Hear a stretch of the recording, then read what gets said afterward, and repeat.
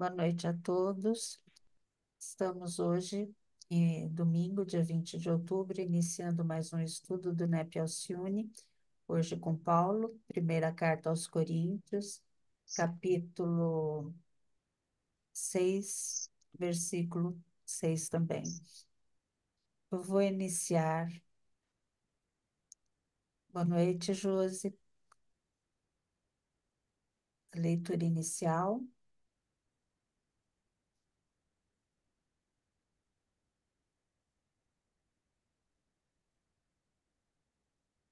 E em seguida,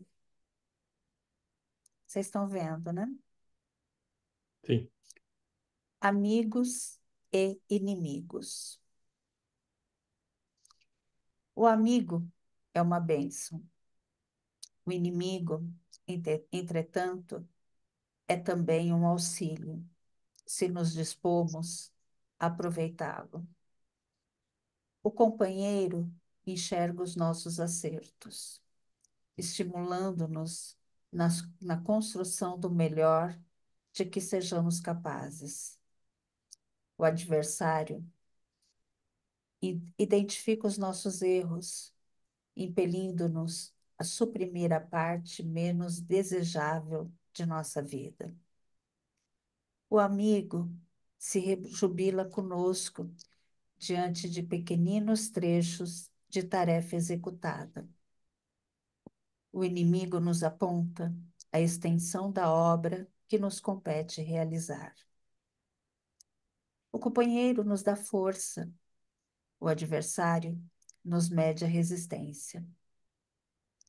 Quem nos estima frequentemente categoriza nossos sonhos por serviços feitos, tão só para induzir-nos a trabalhar.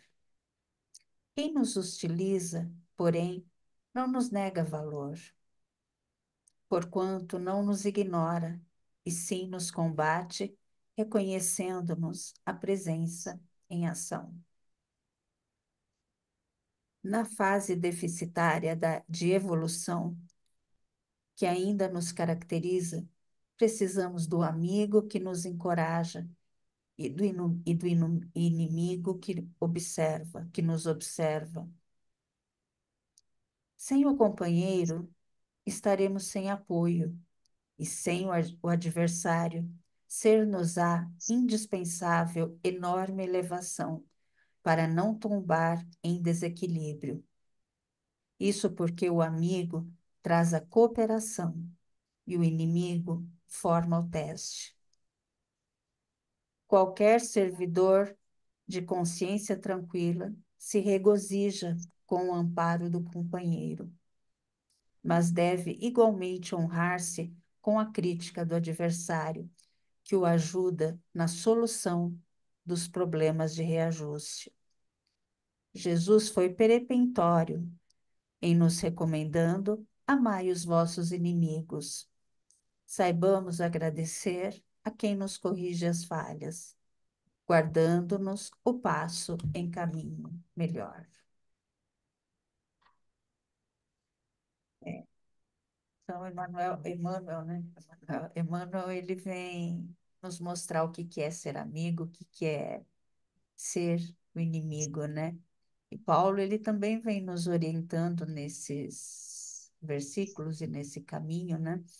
A gente olhar para os nossos conflitos, tanto os internos quanto os externos, e tudo que envolve esses conflitos, os laços que os unem e que unem os irmãos em Cristo, né? E aí, Emmanuel, ele traz esses adversários como as oportunidades de evolução nossa. O amigo nos auxilia, nos encoraja, mas os adversários, eles nos faz olhar para dentro de nós e identificar as nossas fraquezas que precisam ser corrigidas, né? Então, assim como Paulo nos orienta a resolver as nossas disputas de forma pacífica, como os irmãos lá em Corinto, né? Emmanuel, ele lembra, vem lembrar que os inimigos, eles também, eles são como instrumentos de elevação para que a gente vá superando as nossas imperfeições. Então, vamos elevando nossos pensamentos nesse momento, agradecendo ao Pai, agradecendo a Jesus, a essa bendita oportunidade de estarmos reunidos aqui em seu nome, para aprendermos sobre as Escrituras, sobre o Evangelho, à luz dos ensinos de Paulo, à luz da doutrina, que a gente possa começar, a gente possa cada vez mais enxergar e nos utilizarmos de oportunidades para auxiliar nossos irmãos, principalmente aqueles em situação de dor, de incerteza, de vulnerabilidades, que a gente possa cada vez mais ser a mão que ajuda, o abraço que acolhe, que possamos também ter a nossa saúde restaurada, nossos familiares, nossos amigos, nossos irmãos menores, a todos os nossos irmãos que não puderam estar aqui presentes, que eles recebam o nosso afeto. E pedimos, Pai, permissão para abrir esse estudo. Permaneça conosco, que assim seja. Graças a Deus.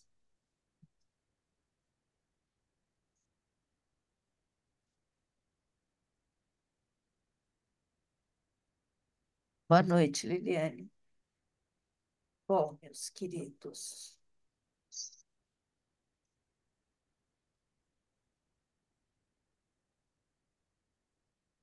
estamos no versículo, tudo bom, Liliane? Estamos no versículo 6.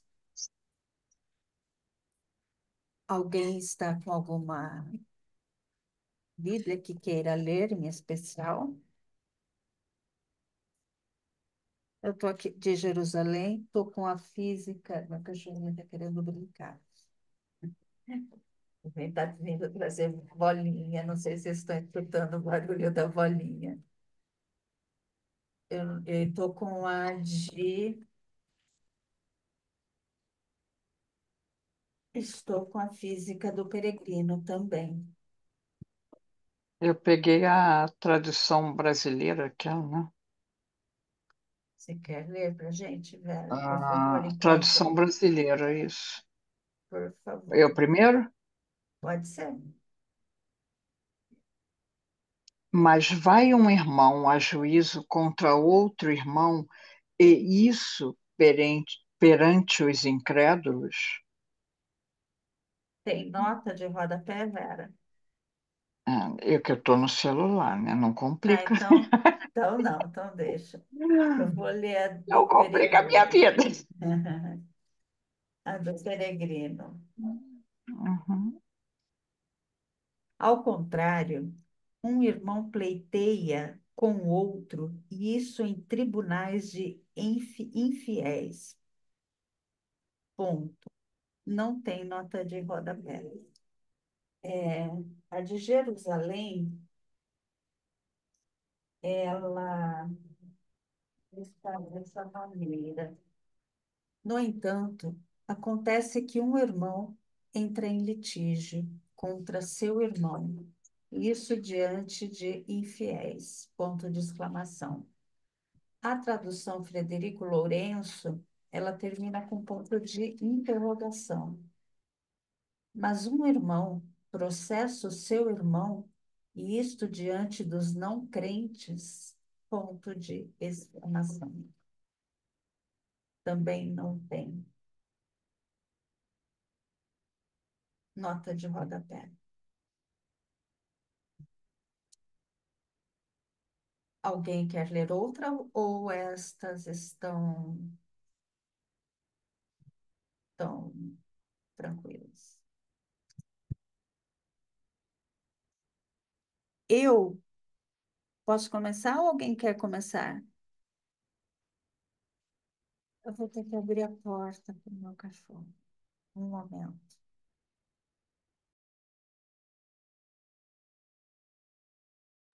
Não, pior que eu estava procurando o texto aqui, que eu não consegui, meu note deu probleminha ali, eu abri no celular. Aí ela falando, boa noite, Liliane, eu fiquei, quem é Liliane? Ah, meu Deus, não entra na cabeça. Vai. Que não entra na cabeça, Vera? Você leu a de Jerusalém, não foi? O que que eu fui buscar a parte exegética essa semana no dicionário de Paulo e suas cartas, de Gerald Heffthorne e Ralph Martin. E ele traz uma questão muito interessante que eu achei sobre,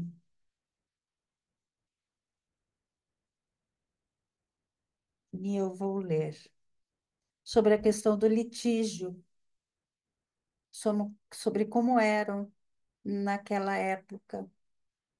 Eu até coloquei uma parte nas nossas artes que falava que o litígio causava inimizade pessoal e agravava, né? O processo não era conduzido calmamente pelas partes, mas sim com grande acrimônia, mas sim com grande azedume, com grande repulsa. E,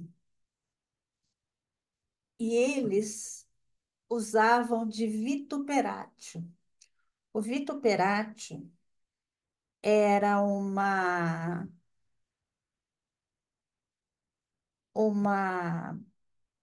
deixa eu procurar aqui na minha, era uma técnica oratória romana que eles utilizavam para denegrir os adversários, e ela se opunha ao elogio.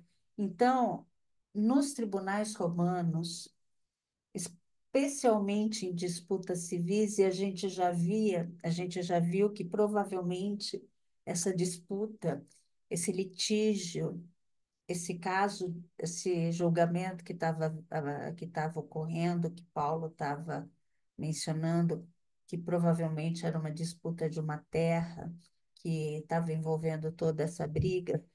Então, principalmente em disputas civis, ocorria essa técnica oratória romana, que era de denigrir o adversário. Então, o que consistia em humilhar o outro, manchar a reputação, e isso para influenciar o julgamento. E essa era uma prática rotineira nos tribunais, nos tribunais seculares, e frequentemente ela distorcia a verdade e beneficiava quem? Aqueles que tinham mais influência e tinham mais poder.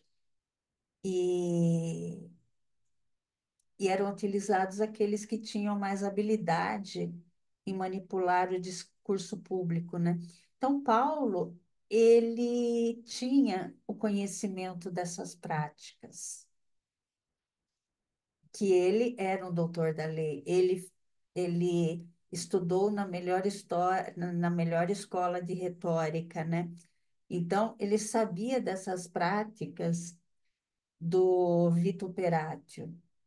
Ele sabia que aqueles irmãos de Corinto, ao levar um caso para ser julgado fora da comunidade, que eles iam usar dessa retórica, que eles iam ser humilhados por pessoas que eram, que não compartilhavam da mesma fé. E eles iam eles estavam sendo expostos a uma justiça que não refletia os princípios do evangelho, né? E isso era uma humilhação pública, uma humilhação hum, em praça pública, né? E essa prática envolvia corrupção, e a verdade era totalmente distorcida, e envolvia mentira, envolvia essa manipulação retórica e desonra, ódio, tudo o que contraria os valores cristãos de amor, perdão e reconciliação. Por isso que Paulo, ele estava chamando tanta atenção. E o júri, então, lá no dicionário de Paulo, ele fala, né, que o júri, ele é formado por homens de mais de 25 anos que estavam na lista de recenseamento e tinham bens no valor de mais de 7.500 denários. E deixa eu ver o que mais que... Tem bastante...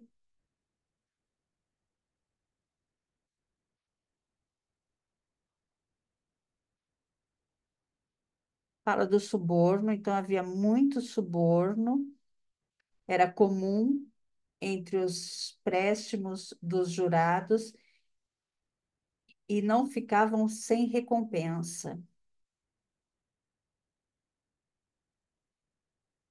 Então, ele frisa bastante que a inimizade não era estranha em Corinto. O litígio civil aumentava os problemas existentes.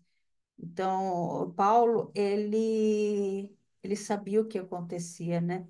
Essa inimizade. Então, Paulo, ele está escrito aqui no... Paulo rejeita a insistência dos coríntios em uma exposição pública de suas disputas. E essa perícope, essa passagem, é uma tentativa de corrigir isso.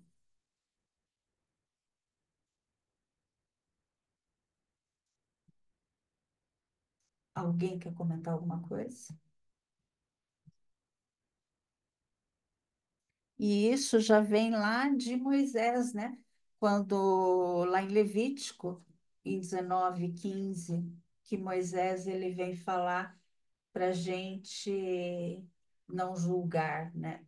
Que a gente não deve, que a gente não deve julgar, não cometer injustiça ao julgamento, não farás acepção de pessoas com relação ao pobre, nem te deixar levar pela preferência ao grande. Segundo a justiça, julgarás o teu patriota. Que bom que a gente já superou isso, né? Como Então, humanidade. então, né?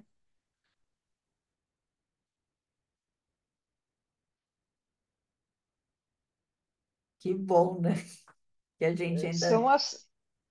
São as características do estágio do ser humano que simplesmente vai encontrando, formando, criando metodologias conforme as suas habilidades, né? São pessoas, tem uma leitura no Fonte Viva que fala disso, das pessoas que têm o poder da palavra, da retórica, e usam para o mal.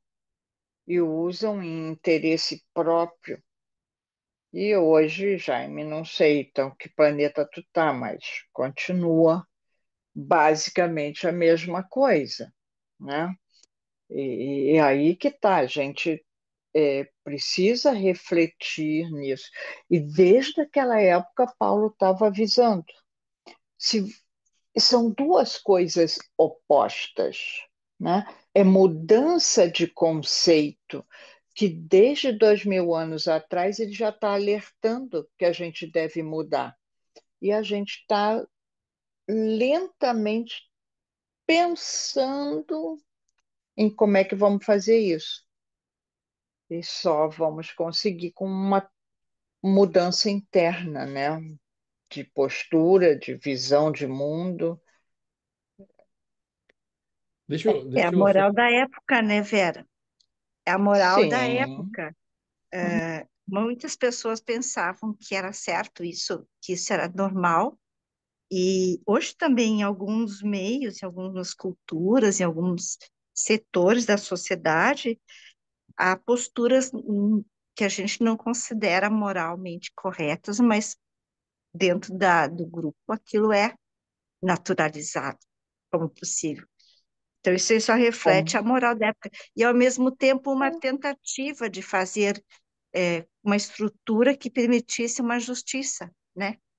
Só que a justiça, o que é certo e errado da época, era da época. E hoje ainda tem isso, né?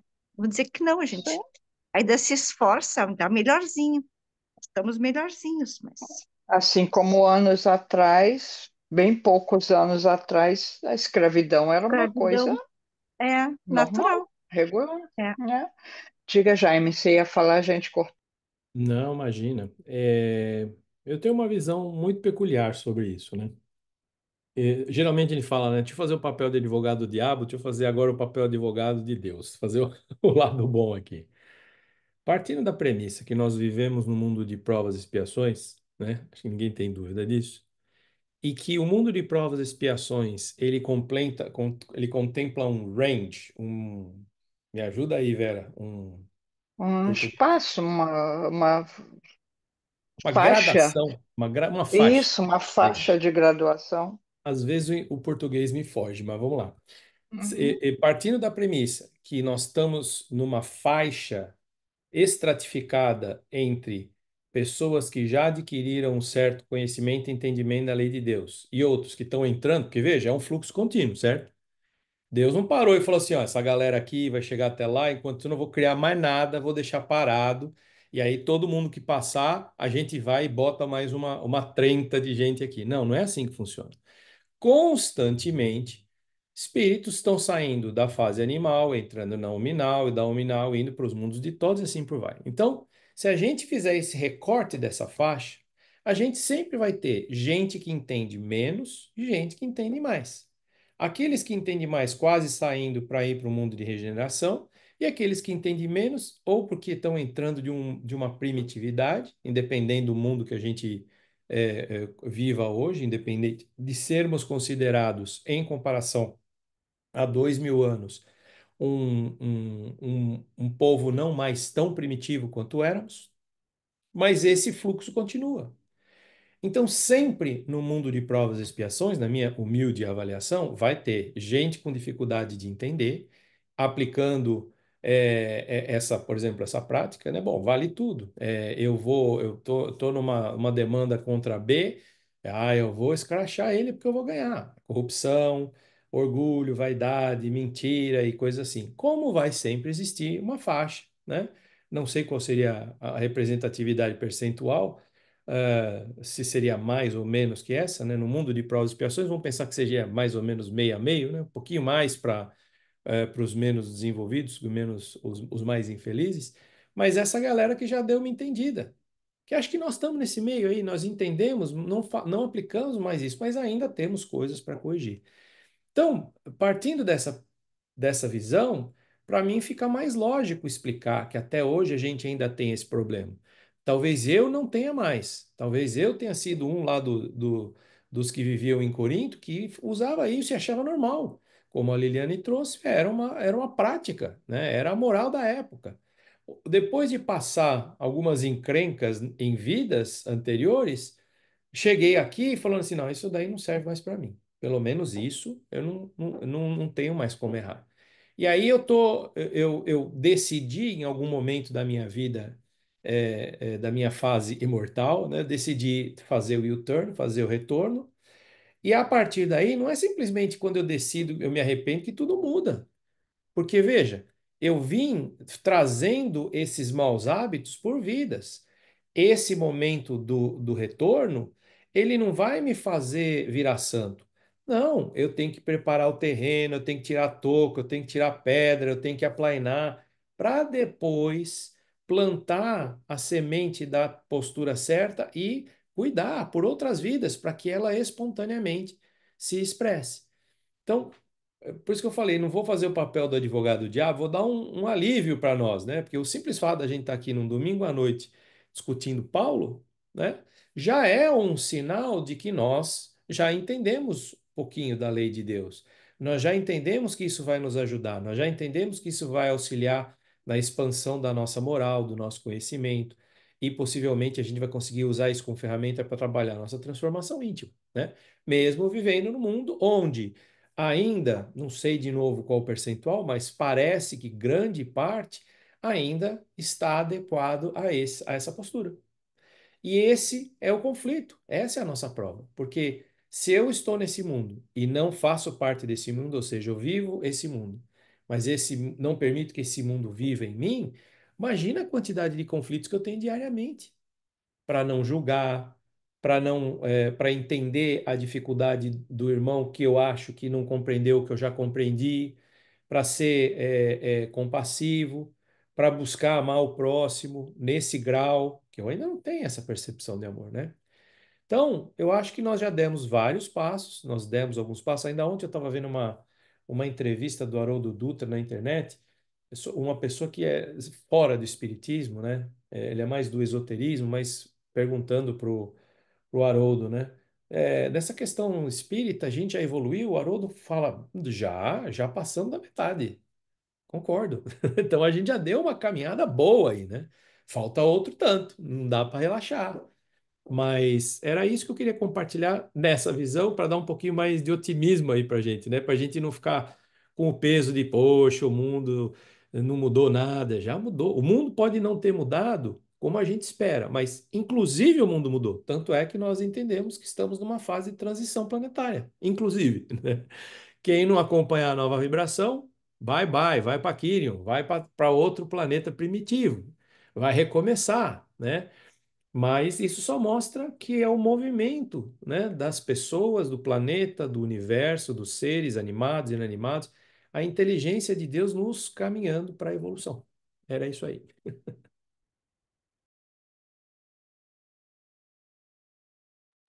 Eu estava ouvindo esses dias uma live do Trigueirinho, não sei se vocês já ouviram.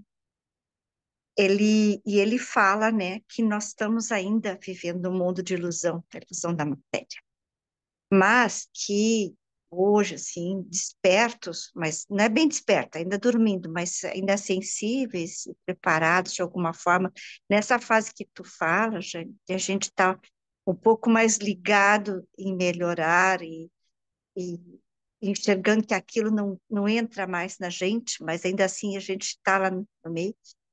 Ele calcula, diz que, ai, eu acho que Radamés que diz, né, segundo ele fala, que 8% da população mundial está nisso. E que o resto ainda está um pouco mais iludido na matéria. Nós também, mas há alguma esperança. E daí ele coloca que a esperança para esse mundo é trabalhar, a gente trabalhar na gente, na nossa melhora de cada canto, pelo menos esses que estão com essas despertas, né? A gente não está desperto, a gente está um pouquinho mais sensibilizado, porque, segundo ele, a gente se preparou ao longo dessas vidas que tu falasse.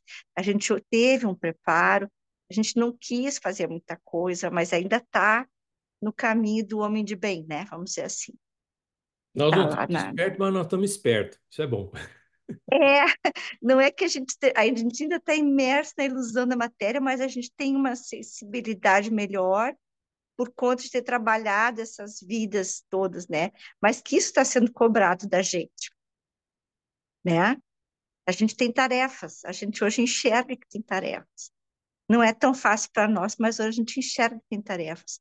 Mas, segundo ele, 82%, 92% do mundo não enxerga que a gente tem essas tarefas. Então, é uma massa muito grande que ainda precisa despertar, né? Mas, Liliane, pela lógica, se não fosse 82%, como é que a gente poderia chamar esse mundo de provas e expiações? É por isso, Né? Então, assim, o E simples ainda, fato. Não, por favor, desculpe. não, e ainda assim a gente não tem tantas guerras, vamos dizer assim, a gente ainda se sustenta nesse mundo. Está no limite, a coisa está no limite. Mas ainda a gente consegue andar na rua um pouco, com todos os medos de assalto, de morte, de saber que não vai voltar, mas a gente ainda está conseguindo ter alguma estabilidade. O que ele coloca é que isso está no limite, né? É, e o ponto que eu acho interessante a gente perceber, né, principalmente hoje em dia com essa comunicação em massa, internet, uma pancada de lives, de informação e essa discussão da transformação do planeta. Então, assim, muita gente acha que o planeta transformando você vai junto. Tipo assim, que bom! O planeta vai mudar de grau, né? Mas veja, o que vai definir isso é seu padrão vibratório. Se você tiver o padrão adequado, você fica, né? Se você não tiver, automaticamente você é expulso. Então, assim, as pessoas não têm muita percepção disso, né? Porque por muito tempo a gente não exerce o pensamento crítico, né? A fé crítica, o pensamento crítico. A gente só vai absorvendo, né? Eu costumo falar bastante nas minhas lives a questão da diferença entre informação e conhecimento. Informação é um oceano. A quantidade de informação que a gente tem hoje em dia, só para você ter uma ideia, esse celular aqui, ele tem muito mais capacidade de processamento de dados e informação do que o computador que levou o homem à Lua. Isso aqui, que a gente usa para jogar, que a gente usa para, sabe? Então, assim, hoje a massificação da informação, ela é um problema, porque as pessoas, todo mundo virou orientador da tese de mestrado de Jesus Cristo. Todo mundo sabe tudo, todo mundo dá palpite em tudo, todo mundo é doutor em tudo, mas só com base na superfície, na informação. A informação, para se tornar em conhecimento, ela precisa de um processo. A gente precisa pensar, bom, conhecer, meditar, sentir e viver, né? Alcione falava sobre o evangelho, eu acho que é aplicável para tudo. Se a gente não processar essa informação não vai se tornar uma conquista do espírito e não vai virar conhecimento e não vai me acompanhar. Eu vou bater com as 10, chega lá, nada, né, que estava à minha disposição para que eu aprofundasse, vai me acompanhar. E muitas pessoas continuam nessa toada, né? De só buscar informação. Informação não é nada, a gente tem que ter tempo, a gente tem que ter é, é, raciocínio, meditação sobre as coisas. Se a gente não faz isso, o cérebro não capta, ele acaba só catalogando de uma maneira superficial, e isso não é conhecimento, isso é informação. E hoje o mundo que a gente vive te empurra a garganta abaixo, um zilhão de informação, nós não temos capacidade de processar isso. Isso gera ansiedade nas pessoas, isso pode gerar depressão, isso pode gerar um monte de doenças e conflitos psíquicos. Está gerando, né? E a gente não consegue se livrar disso. Então, o ponto que eu sempre destaco é aonde eu estou nesse processo, né? O que eu estou permitindo a mim processar ou não processar a informação? O que eu estou deixando aberto para que esse mar de informação inunde o meu ser? Porque eu é que tenho a chave que fecha a compota ou não. Não, isso é demais, eu não vou por aí, isso não me interessa. Seguindo Paulo, tudo é válido, mas o que me identifica? Tudo é lícito, mas o que realmente me identifica, me edifica, perdão. Então, o edificar é exatamente essa construção de você conseguir ter a percepção de que as informações que me interessam são essa, eu vou tentar processar isso, muita coisa vai sair fora, realmente não vai me interessar, mas o que fica agrega como conhecimento. E aí a gente tem condição de se aprofundar mais, né? De adquirir mais abrangência do conhecimento para que a moral se instale mais facilmente. Mas nós estamos longe disso, né? E eu estou cansado de ouvir espírita falando, não, agora vai passar, a terra vai mudar, e graças a Deus. Mas o que que eu estou fazendo para pertencer a esse padrão vibracional? O que que eu estou agindo, né? Então, essa é uma preocupação minha, por isso que eu estou tentando o máximo possível desvendar as minhas falhas e tentar trabalhar ainda nessa vida. Não sei se eu vou conseguir. Quem sabe, pelo menos, um umbral VIP eu consiga, mas não sei. Vamos ver o que vai dar.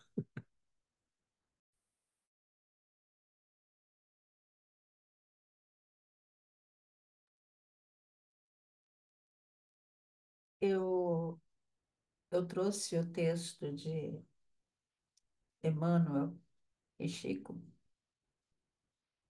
que, que fala justamente tudo isso que vocês trouxeram, que é a conciliação. Tem um trecho que fala, trabalha, pois quanto seja possível, no capítulo da harmonização. Mas se o adversário te desdenha os bons desejos, concilia-te com a própria consciência e espera confiante. E ele fala isso é, em cima de um versículo de Mateus 5:25, onde Jesus também ele fala para conciliar depressa, né, com o teu adversário. E, e o texto inicial que a gente ouviu, né, do amigo e do inimigo, quem que é o nosso adversário, né? Emmanuel, Chico, ele nos convida a refletir sobre essas desavenças, sobre esses problemas que causam quando o Jaime fala no retorno, nesse return. O que que a gente precisa? A gente precisa conciliar. A gente precisa se conciliar, né? É, deixa eu admitir aqui. Porque são fontes de sofrimento. Quando Jesus, boa noite, Anne, Liliane, porque quando Jesus, ele vem em Mateus ressaltar dessa urgência da gente conciliar-se com o nosso adversário, é que nem você falou, Jaime, é mais enquanto há tempo, né? Quanto o nosso adversário que está na nossa consciência, né? Antes que os conflitos eles se traduzem em consequências mais graves, como o aprisionamento, mas não no sentido físico, mas no aprisionamento emocional, no aprisionamento moral, nos egoísmo, no materialismo. Então, quantas vezes a gente se agarra no orgulho, na mágoa, na questão da necessidade da gente de querer estar certo, a gente adia reconciliações, a gente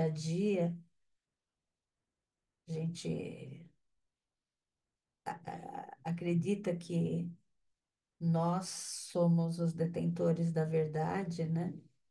E aí a gente acaba criando barreiras para a nossa própria evolução. Então, quando a gente se concilia com a nossa própria consciência, com os nossos adversários íntimos e exteriores também, isso é um ato de humildade. Como lá no texto fala, enquanto é tempo, trabalha, fazer enquanto é tempo. Isso é um ato de humildade, uma expressão de maturidade, né? exige uma tremenda autoanálise, é olhar para si, reconhecer as falhas e coragem de,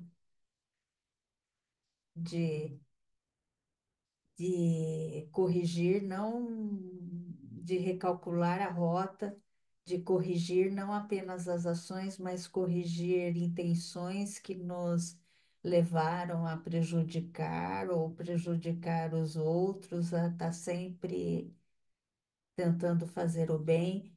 Então, é nos é conciliar, né? Reconciliar sempre. E isso é uma liberdade, né? É uma liberdade, envolve o quê? Envolve amor, envolve amor.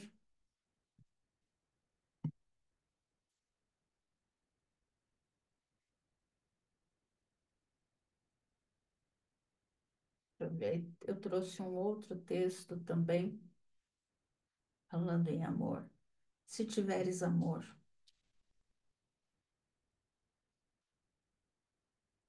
se tiveres amor, deixa eu ver onde ele está aqui. Se tiveres amor, religião dos espíritos, Emmanuel. Eu selecionei um texto. Reconhecerás a ignorância em toda manifestação contrária à justiça, e descobrirás a miséria por fruto dessa mesma ignorância em toda parte, onde o sofrimento plasma o cárcere da delinquência, o deserto do desespero, o inferno da revolta ou o pântano da preguiça. Se tiveres amor, saberás, assim, cultivar o bem a cada instante, para vencer o mal a cada hora. Chico e Emmanuel, está no capítulo 1 de Religião dos Espíritos. Então, o amor é o alicerce, né? O amor é o alicerce para a gente, para nossa transformação, para a gente fazer no hoje o nosso melhor, para a gente dissipar as nossas trevas internas, para a gente dissipar o nosso, cada vez mais o nosso egoísmo e transcende toda a escuridão, transcende todo o mal, né? E Kardec já fala, né, que o amor é o que o espírito deve buscar, que todo espírita deve buscar incessantemente, né? É, é a base, a nossa base, né? Sem o amor não tem caridade, não tem compaixão, perde a essência, né?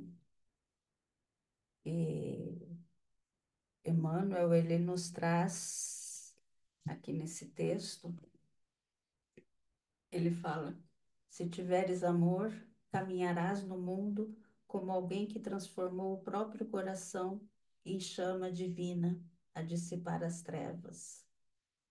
Encontrará nos caluniadores almas invigilantes que a peçonha do mal entenebreceu, e relevarás toda ofensa com que martirizem as horas. Não tem jeito, a gente sempre vai encontrar irmãos irmãos caluniadores, mas o amor, ele vem como chama para dissipar as trevas. Ele enfrenta toda calúnia, toda injustiça, toda maledicência, toda crueldade, todos os vícios, todas as os desafios terrenos, né? Eleva o espírito, né? Acima de qualquer má influência tem a questão 917.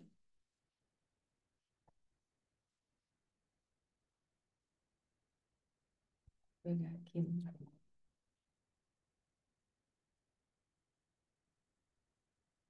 no livro dos.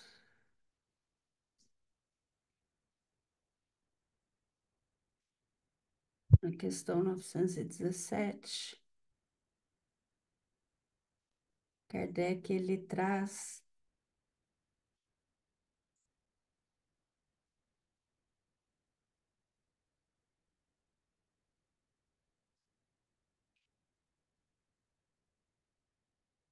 que o espírito encarnado ele deve aprender com as situações para fortalecer a sua moral, transformando as dificuldades em oportunidades de crescimento espiritual. É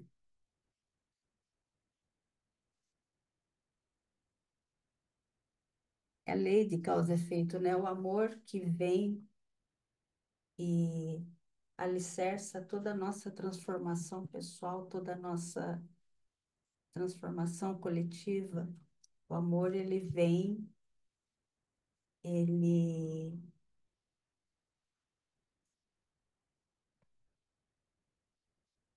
ele ele emana, né, toda energia, todas essas escolhas equivocadas. Silvia, eu estava lendo aqui de novo, né? Ah, E é que não é fácil, né? Eu volto a dizer assim para mim mesma que não é fácil a gente amar. Eu acho que a gente está rascunhando, exercitando arremedos de amor, né? Da vida. Aquela, eu estava lendo agora aqui, para um pouquinho, que diz que a gente, que os amigos, os fatos amigos, né? Ou como é que coloca ali que os inimigos muitas vezes trazem críticas que nos fazem melhorar, né? Que a gente tem que encarar e não revidar, vamos dizer assim, né? Não revidar, não e aprender com aquilo ali. Só que é um processo bastante doloroso, né? Porque fere o orgulho da gente, para valer. Aí tem que, como é que é? Tratar a ferida, reconhecer a ferida, tratar a ferida, metabolizar aquilo tudo, né? Não é um processo fácil. E no embate do dia a dia da vida, isso é bem puxado, né? É bem puxado, é um exercício. E nessas horas a gente vê que não é fácil. Não é muito fácil. Tem que ter muita não, sustentação e para fazer esse exercício.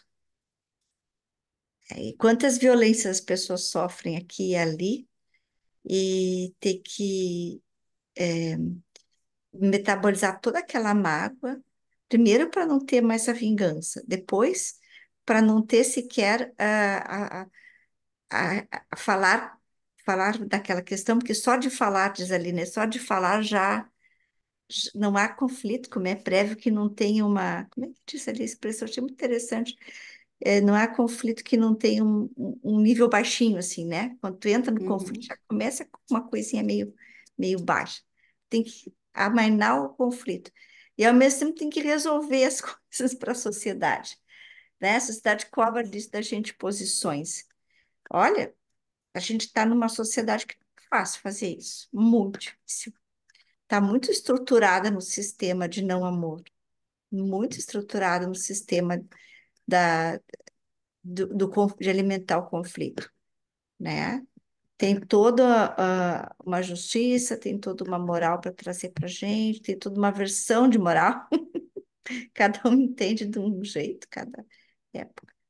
Mas ainda assim é possível aprender, só que eu acho que é realmente muito, muito simples. Nessas horas é que eu vejo o quanto eu me coloco assim, enquanto espírito ainda muito criança. Eu sou um espírito que ainda é muito criança, que precisa de muito exercício, muita prova, muito. eh, não adianta, precisa, né? muito limite, muita disciplina, muito vai e vem. E ao mesmo tempo também nos coloca caminhos de apoio, né? De sustentação, de que a nossa fé traz. Vem através de pessoas ao redor de nós, né? Que nos trazem isso, nos dão sustentação para superar esses momentos. É, eu vivi há pouco tempo uma situação muito assim simbólica, emblemática para mim, né? Representou um monte de outras que a gente vive por ali, e talvez porque eu tivesse predisposta a compreender um pouco, mas eu ainda estou com o saldo dela, saldo a amar, né? Não quero vingança, não quero o mal da pessoa, mas ainda está lá a coisa que diz assim, tá, e que posição que eu tomo na frente dessa pessoa? Abraçar? Não tô tão assim, meu amor, tá daquele jeito para amassar. Eu devo reconhecer isso em mim. Eu tenho que ser coerente comigo, com o que eu tô sentindo, né? Eu sei que eu vou ter que abraçar em algum momento, se não é nessa vida, vai ser na próxima. Melhor que cesse nessa, né?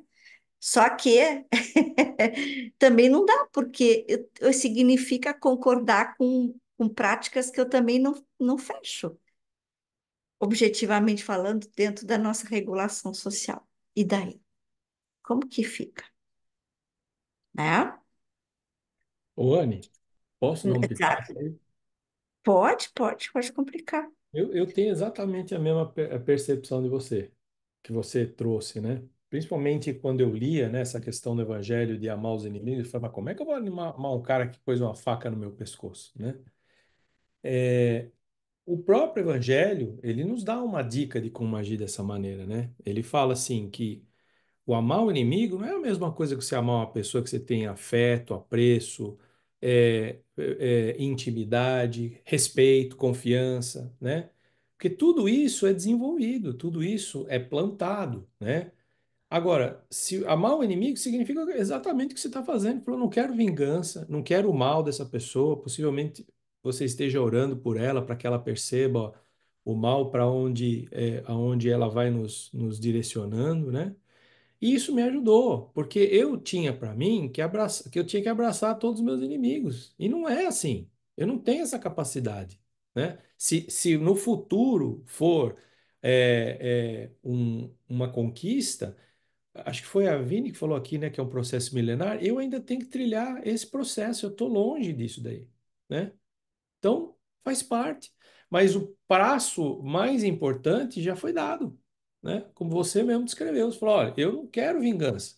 Veja, quanto tempo atrás, vamos voltar dos 2.000 anos atrás, da época de Paulo, a regra era a lei de talião, era olho por olho, dente por dente.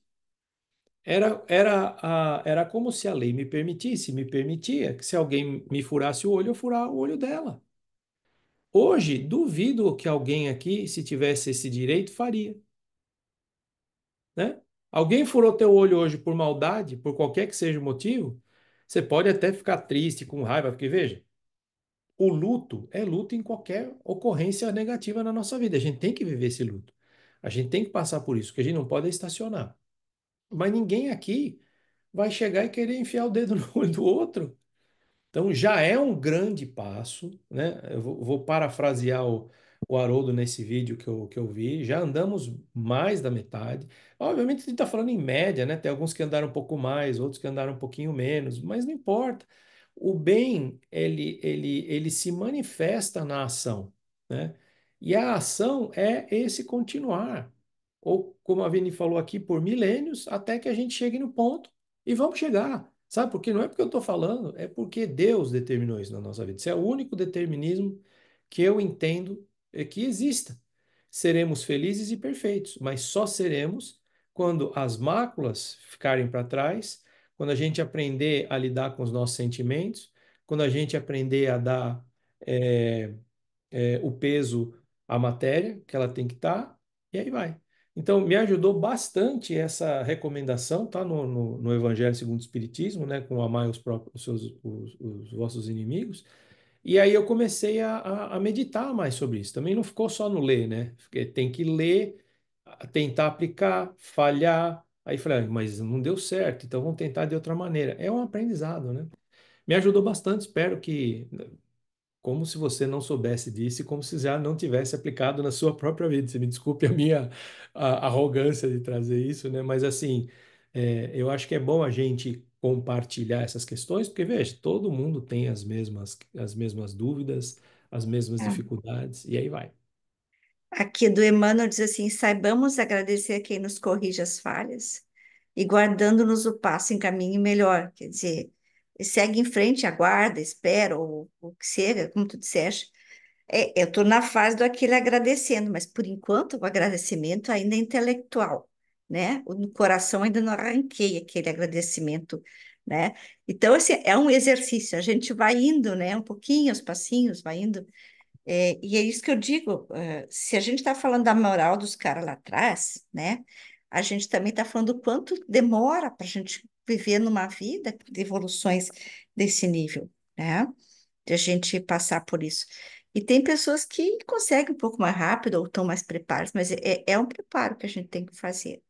Não quer dizer que não dói, que não incomoda, né? Mas está ali. E guardando o passo em caminho melhor, a gente procura melhorar depois disso ali. Eu estou dizendo assim, eu não vou abraçar ele agora, não vou conseguir abraçar. Não dá ainda, né? A minha maturidade espiritual ainda não é desse nível.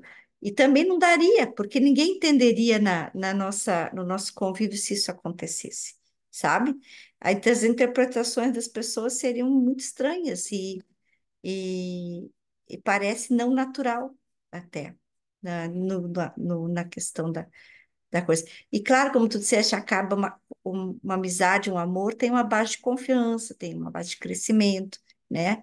Confiança quebrada tem que ser reconstruída, não é não se constrói assim, se reconstrói com o seu devido tempo, né? Então, mas ele está aqui, ó, ele fala que naquelas falas bem ali, partamos, agradecemos, né?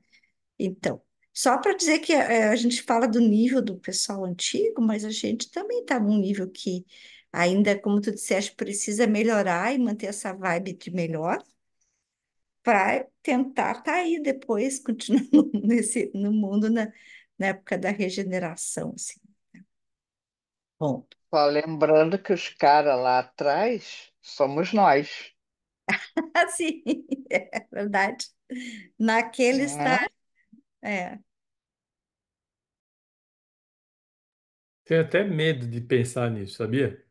Porque assim, o que será que eu fui de fato? Coisa boa Então, não foi, senão não estaria aqui, né? Estaria em outra vibração, né? Mas, enfim, eu acho que, de novo, fazendo o papel do não diabo, né? O advogado do não diabo é que já caminhamos, já fomos piores. Hoje nós somos a melhor versão de nós mesmos. Eu gosto muito dessa frase. Não sei quem falou isso. Um dia espero saber, mas hoje nós somos a melhor fase de nós mesmos, né? A melhor versão. Porque caminhamos, porque nós não estamos parados. De novo, o simples fato de a gente estar aqui num domingo à noite, que a gente podia estar tomando cerveja, vendo televisão, dormindo, fazendo a mão, sei lá, qualquer coisa. Mas nós estamos fazendo uma autoanálise. Porque tudo que a gente discute aqui, eu duvido que não tem quem desligue e depois fale assim, puxa, eu não tinha pensado naquilo, na minha vida é assim, o que a Anne trouxe, eu sou igual, eu sou pior. E aí vai. Então é um processo, é uma catarse, né, que a gente está tentando chacoalhar o espírito lá dentro e falar assim: aprende aí que eu não aguento mais voltar, eu não quero mais voltar aqui para esse pradão vibratório. Mas ainda a teimosia é maior do que a vontade de aprender, no meu caso. Cristo teve os seus perseguidores. A gente, você acha que a gente não tem os nossos? Dá até medo. E aqui no final, né, Emmanuel, ele traz, olha que bonito, que os mais acirrados perseguidores são apenas crianças de curto entendimento e de sensibilidade enfermiça, que é preciso compreender e ajudar, perdoar e servir sempre, para que a glória do amor puro, ainda mesmo nos suplícios da morte, nos erga o espírito imperecível, a bênção da vida eterna. E o Chico, lá no Amigo Injuriado, no livro Evangelho de Chico Xavier, ele conta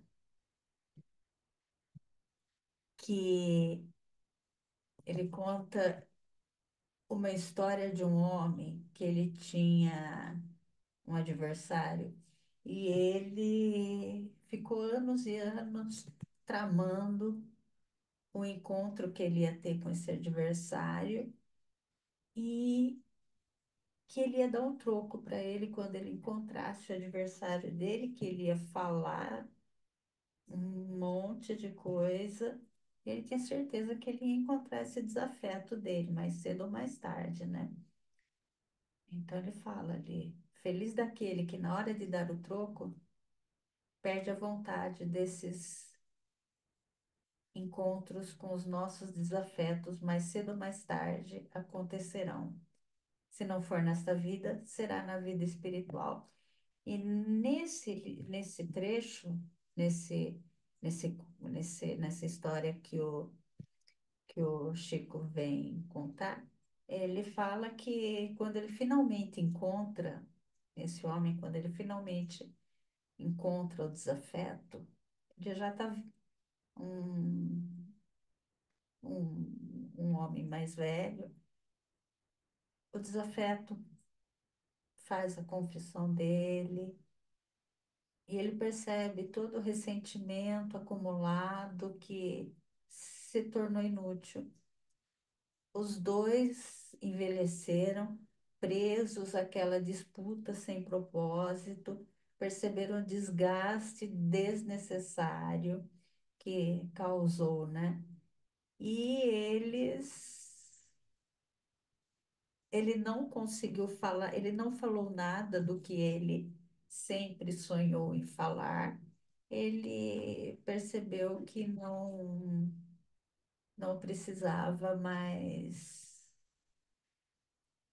que já tinha passado tudo aquilo, né? Chegou na hora, passou, né? Então, a gente vê que essa história, né, quando chega, ele levou a vida inteira esperando aquele momento de falar tudo que ele estava engasgado, a hora que ele ouviu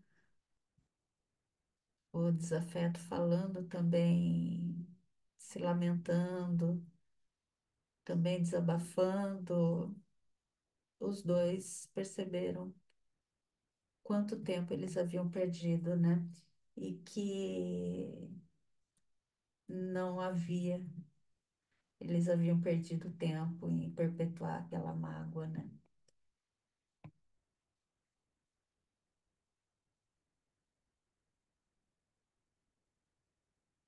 E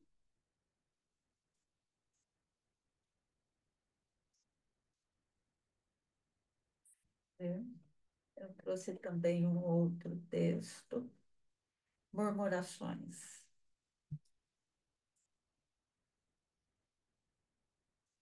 É, nunca se viu contenda que não fosse precedida de murmurações infelizes.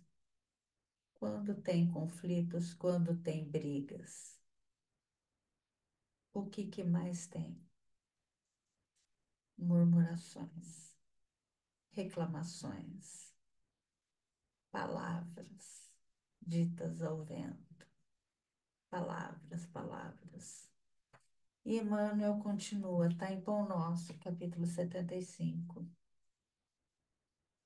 É hábito antigo da leviandade procurar a ingratidão, a miséria moral, o orgulho, a vaidade e todos os flagelos que arruinam almas neste mundo para organizar as palestras da sombra, onde o bem, o amor e a verdade são focalizados com malícia. Emmanuel.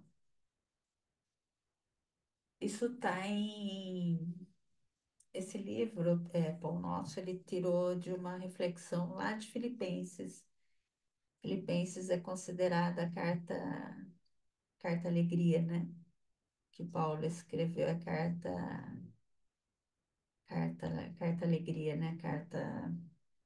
É uma carta alegre, exaltando a alegria.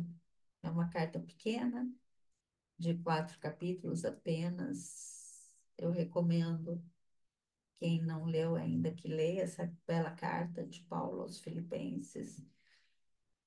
Então Paulo, ele instrui os filipenses a fazer todas as coisas sem reclamar, sem murmurar, sem.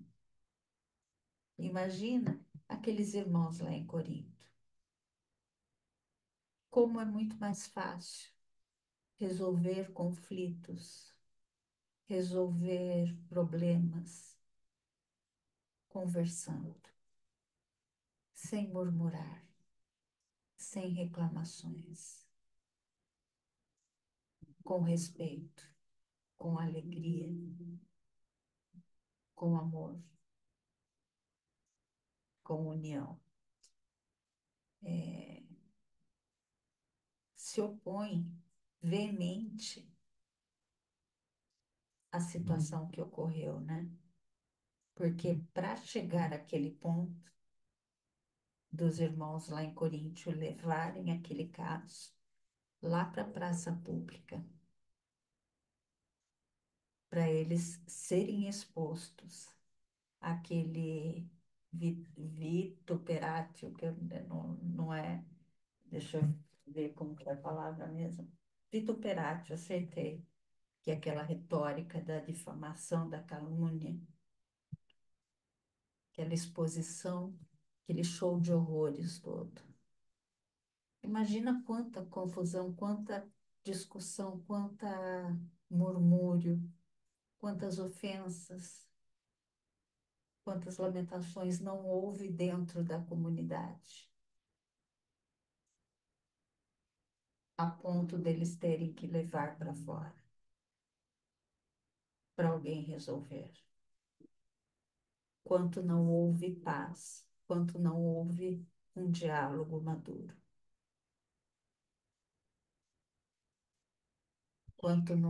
o quanto faltou de amor fraternal.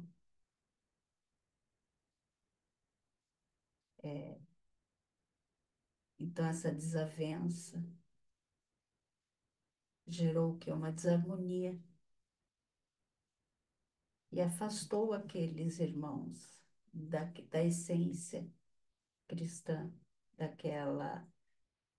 Então, Emmanuel, nesse texto que está em Pão Nosso, que é capítulo 75, Murmurações, ele vem convidar para a gente não cair nessa armadilha de ficar murmurando, ficar reclamando, que dá sinal do quê? Sinal de orgulho, sinal de vaidade, do egoísmo, das nossas fraquezas morais. Que em vez de buscar a conciliação, a reconciliação, o return, o retorno, mostra a nossa fraqueza espiritual.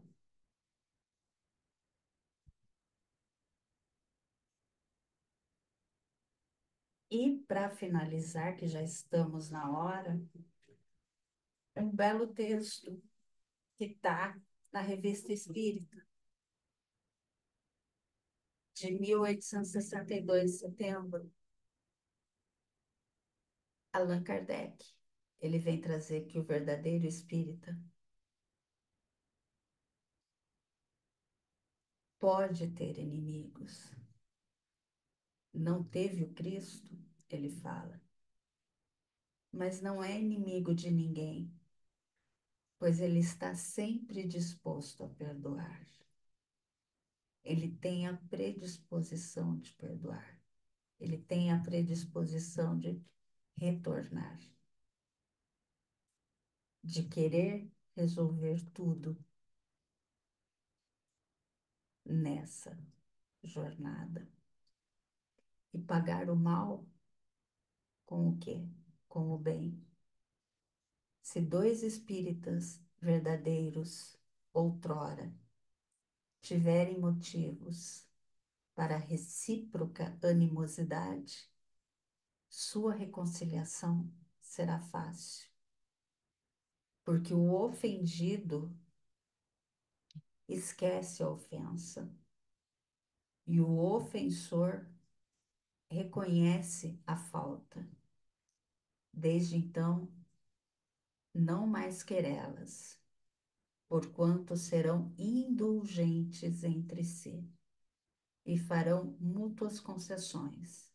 Nenhum deles procurará impor ao outro um perdão humilhante que irrita em vez de alcançar.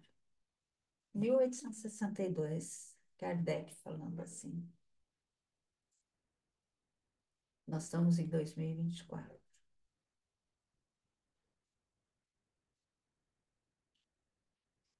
Ao final dessa reflexão sobre reconciliação pelo Espiritismo, harmonia entre os irmãos, entre nós,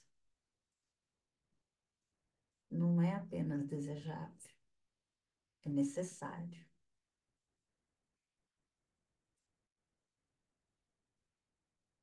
Emmanuel, Kardec, Cristo, Buda nos apontam para o caminho da compreensão plena da caridade. Caridade que envolve o amor, não apenas aquela caridade, doação material, mas aquele amor que é capaz de perdoar, aquele amor que é capaz de reconciliar com os próprios adversários internos, os nossos adversários, que somos nós mesmos. Para a gente olhar para dentro de nós mesmos, examinando como que a gente olha para os nossos conflitos, como que a gente olha para os conflitos diários, como que a gente magoa os outros, como a gente, sem querer, às vezes a gente dá as nossas alfinetadas, a gente dá os nossos tapas com luvas de pelica, e como o perdão é um dos maiores instrumentos para a nossa evolução.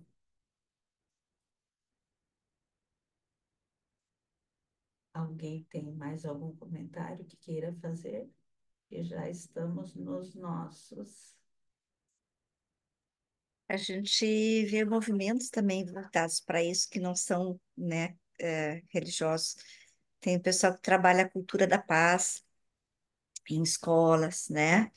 Que é tentar estimular uma atitude das pessoas em relação a, a paz, a minimizar conflitos, a trabalhar perdão e atitudes, né, das pessoas. É bem complicado. Não é fácil colocar isso. E esse pessoal que trabalha, eles, por exemplo, trabalham em escolas. É bem bonito. São movimentos, a gente vê movimentos pipocando aqui e ali, não só dentro da doutrina espírita, né? Inspirados, claro, né? Inspirado na doutrina cristã, em tudo que inspira, né, essa cultura. Mas são movimentos que pipocam aqui e ali. Isso faz a gente ter esperança de que, né, tem mudanças. Tem um povo aí, entre 7 bilhões, tem um povo ali que está na paz. Não estaríamos aqui nem calmos nessa hora da noite, a gente estaria nervoso, né? Vai ter em todas as guerras, né? Que tem por aí, mas ainda assim tem gente trabalhando isso. Isso é esperança, né? Tem, Sim. tem que ter considerado isso.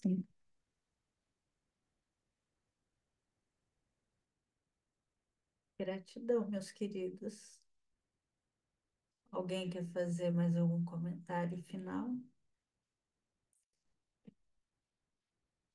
Podemos encerrar, então? Alguém quer fazer a nossa prece?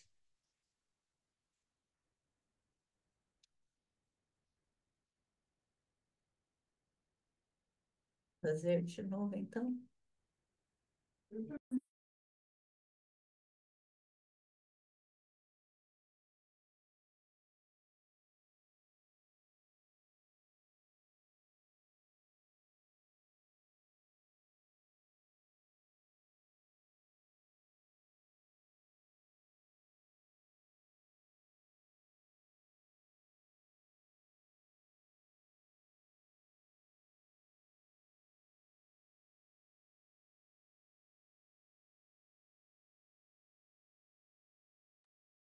Queres que eu faça? Então, posso fazer, então.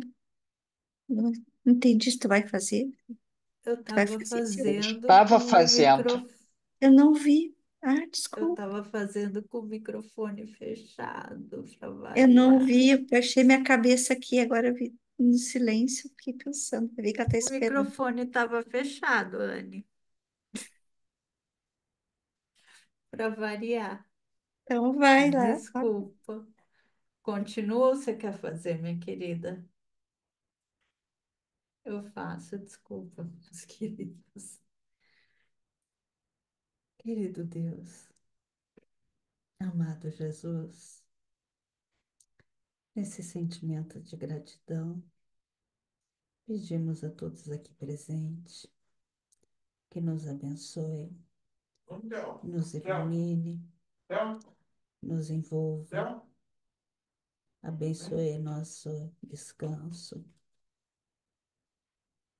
abençoe o nosso sono reparador, que possamos continuar nossos estudos em desdobramento, que possamos ter uma semana de muita paz, de boa disposição, que possamos trabalhar bastante,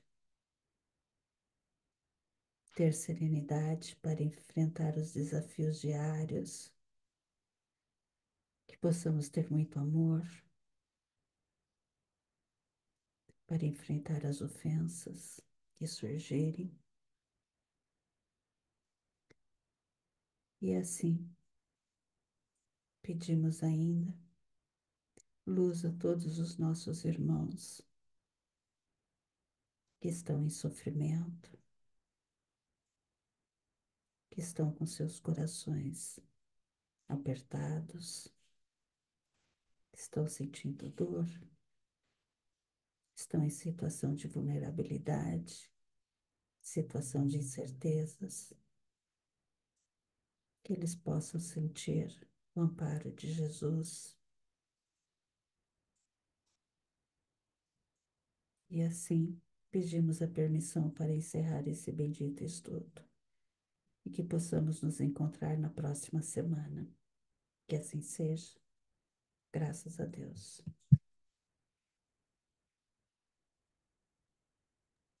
Boa semana a todos. Boa semana a todos, meus Deus os queridos. abençoe. Semana. Tchau. Tchau.